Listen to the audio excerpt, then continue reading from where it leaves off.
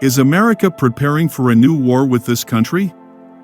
Following the escalation of missile and drone attacks by Ansarullah, Houthis and their allies, in Yemen to occupied Palestine, as well as their actions in the Red Sea targeting American ships and vessels, the American media Semaphore reported that the Pentagon is investigating the attack directly at the military targets of the Houthis in Yemen, in response to the escalation of their attacks on military and commercial ships in the Red Sea.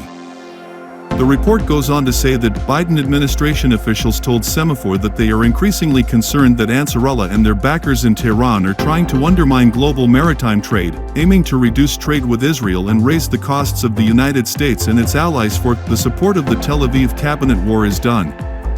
This report has been published while last week John Kirby, the spokesman of the U.S. National Security Council, stated that Washington does not want a conflict with Iran, and said that the White House has privately and publicly announced to the actors in the region, including Iran, that they want a new and bigger conflict. By giving a like and subscribing the channel, you are helping an independent analytical media to continue its journey. Following the escalation of Ansarullah's missile and drone attacks on occupied Palestine, as well as their performance in the Red Sea targeting American ships and vessels, the American media Semaphore reported that the Pentagon is considering a direct attack on the military targets of the Houthis in Yemen in response to intensification of their attacks on military and commercial ships in the Red Sea. According to the Selection report, in the continuation of this article with an anti-Iranian flavor, it is stated that Biden administration officials have told Semaphore that they are increasingly concerned that Ansarullah and their supporters in Tehran are trying to undermine global maritime trade with the aim of reducing trade with Israel and raising the costs of the United States and its allies to support the war of the Tel Aviv cabinet. This report has been published while last week John Kirby, the spokesman of the U.S. National Security Council, stated that Washington does not want a conflict with Iran, and the White House privately and publicly told regional actors, including Iran, has announced that it wants a new conflict and it is not bigger. Ali al-Kahhoum, a member of Yemen's Ansarullah Political Bureau, warned Al Mayadeen Network on Saturday morning, any hostile action against Yemen will have dire consequences and heavy costs. Currently, some global shipping lines divert their cargo from the Red Sea and the Suez Canal to routes around the Horn of Africa, which significantly increases transportation time and costs.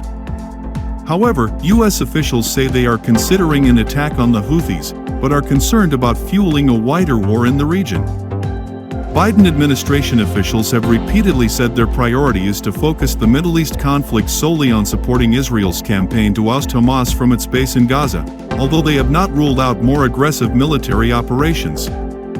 General Patrick Ryder, a Pentagon spokesman in Washington, said, referring to the attacks in the Red Sea, "As we have demonstrated in the past, our military will take any action we deem necessary and appropriate, including protecting against actions in the maritime domain that could harm our forces. If he threatens, he will not hesitate."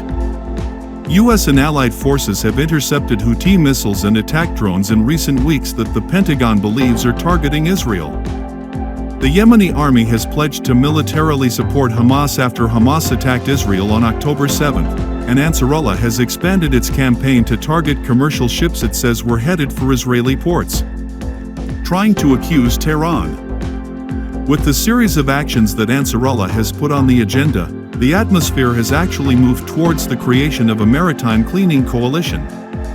On the other hand, Tehran has repeatedly stated that armed groups in the region, including Ansarullah, do not take orders from Iran, nor does Tehran provide them with instructions to respond to Israel's attacks in Gaza.